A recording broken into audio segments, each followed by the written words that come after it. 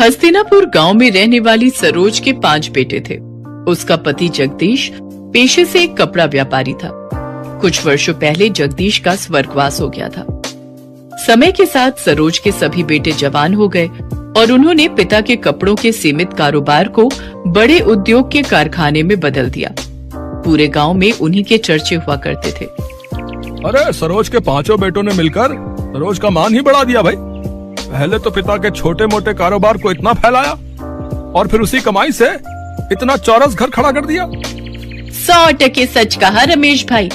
अमीर रईस होने का सरोज के मन में जरा भी अहंकार नहीं है।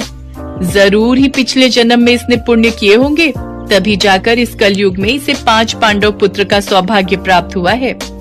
सरोज के प्रति गांव वालों के मन में काफी इज्जत थी। पैसे वाली होने के बावजूद भी उसके अंदर बिल्कुल घमंड नहीं था। अरे मेरे 5 पांडु, यहाँ पर आओ। माँ, कारखाने पर जाने के लिए देरी हो रही है, शाम को बात हो सकती है।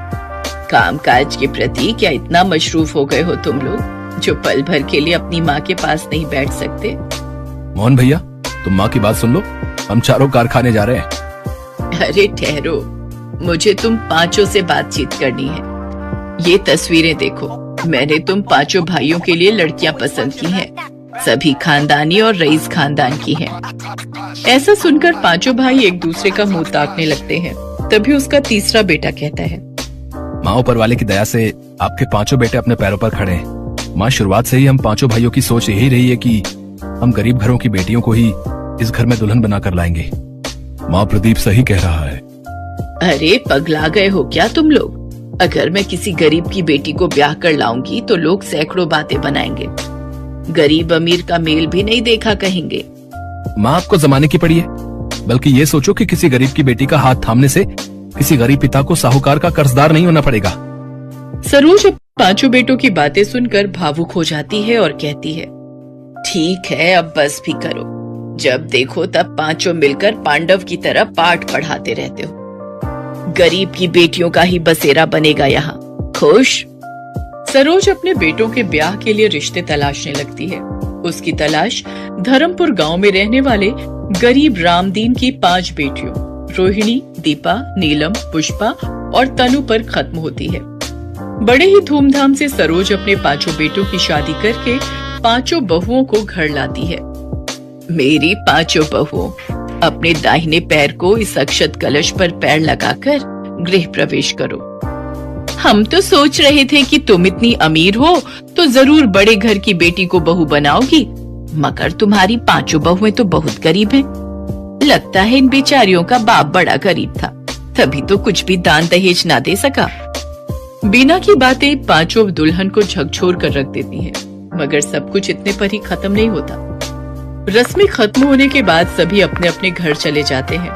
तभी सरोज कहती है, ना जाने कैसा गरीब भिखारी बाप है इनका, जो पाव भर मिठाई भी ना रख सका। तुम सब देखना, कल सुबह तक ये बीना पूरे गांव में ढिंढोरा पीट देगी कि मेरी बहुएं गरीब घर से है। सरोज की बातें सुनकर उसके बेटे कहते हैं, माँ, अभी हम 5 की पत्नी को आए हुए पल भर भी नहीं हुआ और आपने अभी से ही इनको ताने देना शुरू कर दिया। सरोज की कड़वी बोली उसकी बहुओं के दिलों को अंदर तक चोट पहुंचा रही होती है। देखते ही देखते सप्ताह पर सप्ताह, महीने भी बीत जाते हैं। एक शाम बीना सरोज के पास आती है। अरे ओ सरोज, गजब हो गया, तुम तो बर्बाद हो गई। ऐसा भी क्या हो गया जो तेरी सांसें ऊपर नीचे हो रही हैं? ठीक से बता, जल्दी क्या हुआ? तेरे कपड़े के कारखाने में गंभीर आग लग गई है। तेरे 5 बेटे कर्मचारी सहित ढेर हो गए। ये सुनकर सरोज कारखाने की ओर दौड़ती है, जहाँ सब कुछ धू धू करके जल रहा होता है। अपने बेटों के जले हुए शव देखकर सरोज शांत रह जाती है। बेटों की मौत उसको गहरे शोक में डाल देती है। ऐसे ही समय बीतता गया। एक रोज सरोज अपने बेटों की याद में खोई हुई होती है कि तभी उसके सीने में तेज दर्द होता है। उसकी 5 बहुएं उसे अस्पताल लेकर जाती हैं, जहां डॉक्टर उनसे कहते हैं, देखिए इन्हें हार्ट में ब्लॉकेज हुई है, जिसके लिए इनकी बाईपास सर्जरी होना जरूरी है और इसके लिए तकरीबन 10 लाख का खर्चा आएगा। हमें कुछ भी करके माँ जी को बचाना होगा, लेकिन हमारे पास इतने पैसे तो नहीं है। अपने पतियों के बाद हम अपनी सासू माँ को नहीं खो सकती। हमारे तो मायके वाले भी गरीब हैं, हम उनसे भी कुछ मदद नहीं मांग सकते। फिर तो एक ही रास्ता है, हमें अपने घर को बेचना होगा।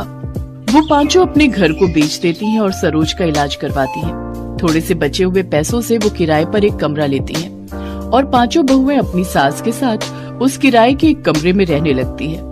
कुछ महीने तो जैसे तैसे उन्होंने बचे हुए पैसों से काट लिए, लेकिन फिर वो अपना जीवन बेहद ही गरीबी में काटने पर मजबूर हो गई और दिन में सिर्फ एक टाइम ही रूखा सूखा खाना खाकर गुजारा करने लगी। और कुछ समय बाद तो वो टाइम भी आ गया जब उन छहों को भूखे पेट ही सोना पड़ा।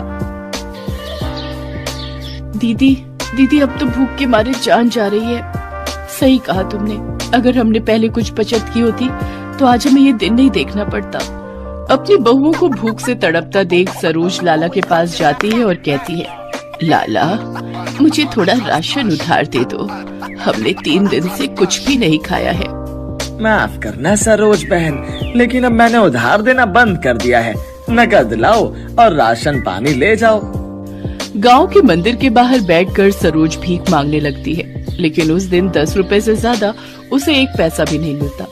उन 10 रुपयों से सरोज आटा खरीद कर ले जाती है, जिससे उसकी बहुएं 6 रोटी बनाती है और सभी एक एक रोटी नमक के साथ खाकर आधा पेट ही सो जाती है।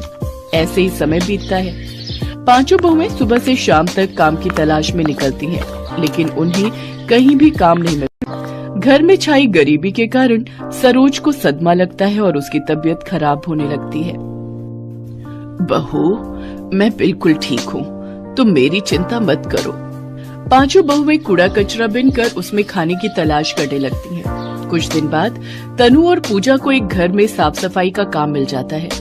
वो अपनी सास की तबीयत को देखते हुए अगले दिन काम पर जाने के लिए लेट हो जाती हैं। जहाँ पहुँचकर उनकी सेठानी उनसे कहती है, आ गई तुम दोनों कामचोर हैं? तुम गरीबों की यही बीमारी है, मीठे मुंह तुमसे 2 बोल क्या बोल लो, तुम तो सर पर ही चढ़ जाती हो। चलो अब मेरा मुंह क्या देख रहे हो, जल्दी से जाकर काम पर लग जाओ। वो दोनों काम पर लग जाती हैं, लेकिन उनका ध्यान अपनी सास की सेहत की तरफ ही था। घर का सारा काम करते हुए तनु को भूख लग जाती है और वो पूजा से कहती है, दीदी मुझे बहुत तेज भूख लग रही है, कुछ रोटियां बची हैं, सेठानी तो इन्हें कूड़े में ही फेंकेगी, तो क्यों ना हम ही इन्हें खा ले।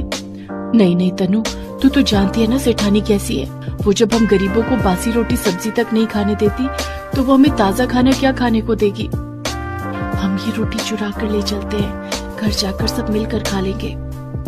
वो दोनों बहनें अपनी साड़ी के पल्लू के नीचे रोटी चुरा कर ले जाती हैं। तभी सेठानी उन्हें देख लेती है और पुलिस को फोन कर देती है और पुलिस उनके पीछे लग जाती है। मैं कहती हूँ रुक जाओ, तुम दोनों कानून से नहीं बच सकती। भाग तनु भाग, नहीं तो ये पुलिस वाले हमें नहीं छोड़ेंगे। तभी तनु का पैर गड्ढे में अटक जाता है और वो जमीन पर गिर जाती है। पूजा उसे उठाने के लिए रुकती है, तभी पुलिस वाले आकर उन्हें पकड़ लेते हैं। क्या चुरा कर भाग रही थी तुम दोनों? हैं? दिखाओ मुझे। पुलिस मैडम उनके हाथ से वो थैला लेती है और जैसे ही उसमें देखती है तो वो हैरान रह जाती है। उसमें कुछ रूखी सूखी रोटी होती है, जिसे देख वो पुलिस वाले उनसे पूछती है, मुझे लगा तुम दोनों पैसे या गहने चुरा कर भागी होगी, लेकिन तुमने ये कुछ रोटियां भला क्यों चुराई? भूख सब कुछ करवा देती है साहब, और ये बात आप नहीं समझोगे। तनु और पूजा की आंखों में आंसू आ जाते हैं और फिर वो अपनी दुख भरी कहानी पुलिस वालों को बताती है। उन दोनों की कहानी सुन पुलिस का मन पसीज जाता है और उनको उन पर दया आ जाती है। देखो, कानून अंधा होता है, वो सिर्फ गुनाह देखता है लेकिन एक गरीब की भूख नहीं देख सकता। ये लो तुम कुछ पैसे रखो, इनसे कुछ काम शुरू कर लेना। पुलिस वाले उनकी मदद करते हैं और उन्हें कुछ खाना खरीद कर दे देते हैं। वो खाना लेकर वो घर जाती है और पेट भरकर उस दिन वो सभी बहुएं अपनी सास के साथ खाना खाती है।